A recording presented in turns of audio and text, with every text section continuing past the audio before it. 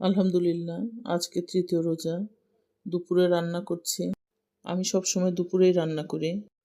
আজকে রান্না করছি মুরগির মাংস, চিংড়ি মাছ দিয়ে, মিষ্টি কুমড়া। আরও একটা চচ্চড়ি রান্না করেছি, শেষে বেগুনি ভেজেছি। এই আমার আজকের আয়োজন।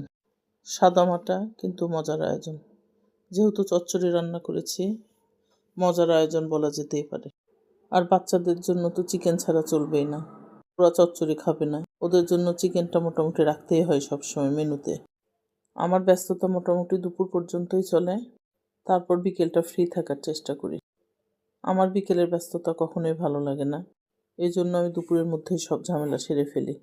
আজকে তো বেগুনিটাও তাড়াতাড়ি ভেজে ফেলেছি, কারণ আজকে রান্নাটা আমার একটু দেরি হয়ে গিয়েছিল এজন্য। ঈদের প্রস্তুতি মোটামুটি এখন থেকেই শুরু হয়েছে।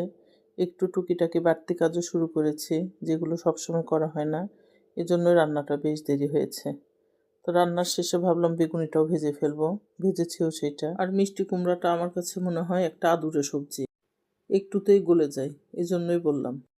চিংড়ি মাছ বড় ছিল না, কুচো চিংড়ি দিয়ে রান্না করেছি। এটা আমার সাহেবের অসম্ভব মজার পছন্দের তরকারি। এই চচ্চড়ি হলে তার আর কিছু লাগবে না, এটা দিয়েই শুধু ভাত খাবে, এতটাই পছন্দ করে। আর আমি সাধারণত চচ্চড়িটাই বেশি রান্না করি, ও পছন্দ করে এজন্য। রান্না করতে যেয়ে মনে হলো একটা চচ্চড়ি করব, আরেকটা করে ফেলি। সবজি দিয়ে আরেকটা চচ্চড়িও করেছি ছোট মাছ দিয়ে। এই চচ্চড়িটা করেছি রাঁধুনি পাতা দিয়ে, আমার অসম্ভব পছন্দ। আমরা মহিলারা যখন তরকারি কাটি, তরকারির স্বাদটা তখনই বুঝতে পারি কেমন হবে। আমি বুঝতে পারি, কারটা কি এটা আমি জানি না, কিন্তু আমারটা আমি বলছি। মশলাটা অনেক সুন্দর করে কষিয়ে নিয়েছি, এখন মাংসগুলো দিয়ে দিচ্ছি। বেশ ভালো করে কষাবো। আমার কাছে মনে হয় মাংস যত সুন্দর করে কষাবো, টেস্টটাও তখন আরও বেড়ে যাবে, এটা আমার মনে হয়। আর আমি অনেক সুন্দর করে মাংস কষাই নিই। মিষ্টি কুমড়া চচ্চড়িটা প্রায় হয়ে এসেছে, আর এদিকে চিকেনটা আমি সুন্দর করে কষাই নিচ্ছি। দুইটা তরকারি দেখেই মনে হচ্ছে অনেক মজা হবে। রান্নাঘর থেকে থালা পর্যন্ত এই যে সবজির সফর, এটাই আসলে একজন রাঁধুনির সার্থকতা। আজকের তরকারিগুলোর রং আর ঘ্রাণ যেন রান্নাঘরের চার দেয়ালে এখনও লেগে আছে। আর আমার মাংসে আলু না দিলে ভালো লাগে না। আমার ছেলে মেয়ে আলু অনেক পছন্দ করে, নাফি বেশি পছন্দ করে। নেহা তবুও 1 পিস 2 পিস হবে, নাফি বেশ কয়েকটা আলু খাবে, ওর এত পছন্দ। মাঝে মাঝে যদি কম হয় তখন বলবো আম্মু একটু বেশি করে আলু দিতে পারো না। যদিও নাফি নেই, আজকে তৃতীয় রোজা, ছেলেটার জন্য এত খারাপ লাগে।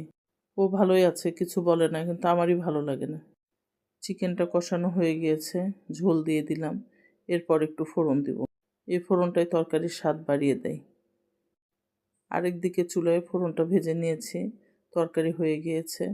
ফোড়ন দিয়ে তারপর একটু জাল দিব, দিয়ে তরকারি নামিয়ে ফেলবো। এরপর চচ্চড়ি উঠিয়ে দিব, তারপর বেগুনি ভাজবো। এই চচ্চড়ি আমার অনেক পছন্দ। আলু, বেগুন, পিচি সিম দিয়েছি, দিয়ে রান্না করছি। ডুবো তেলে বেগুনি ভাজছি। বেগুনি ক্রিস্পি না হলে আমার কাছে ভালো লাগে না, একটু খেতে মচমচ করবে, বেশ মজা লাগে।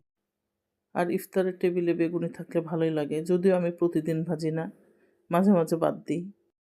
আমার বাসায় কেউ খেতে চায় না, তারপরও হেল্পিং হ্যান্ডগুলো আছে, ওদেরকে একটু দিতে হয়, এই জন্যে আজকে ভেজেছি। মাঝে মাঝে ভাজি, আবার কখনো ইচ্ছে না হলে ভাজি না, ঠিক নাই, কিন্তু আমার ভালো লাগে, বেশ ভালো লাগে। বেগুনি এত তেল চুষে নেয়, যে জন্য খেতেও খারাপও লাগে, মনে হয় শরীর নিবে না। একদিকে বেগুনি ভাজছি, আরেকদিকে পেঁয়াজি উঠিয়ে দিয়েছি। রান্না করতে করতে কখন যে সময় চলে যায়, বেশ তাড়াহুড়ো করে রান্না করতে হয়। আর আমার রান্নাটা একটু বেশি, এজন্য আরও বেশি তাড়াহুড়ো করতে হয় আমার।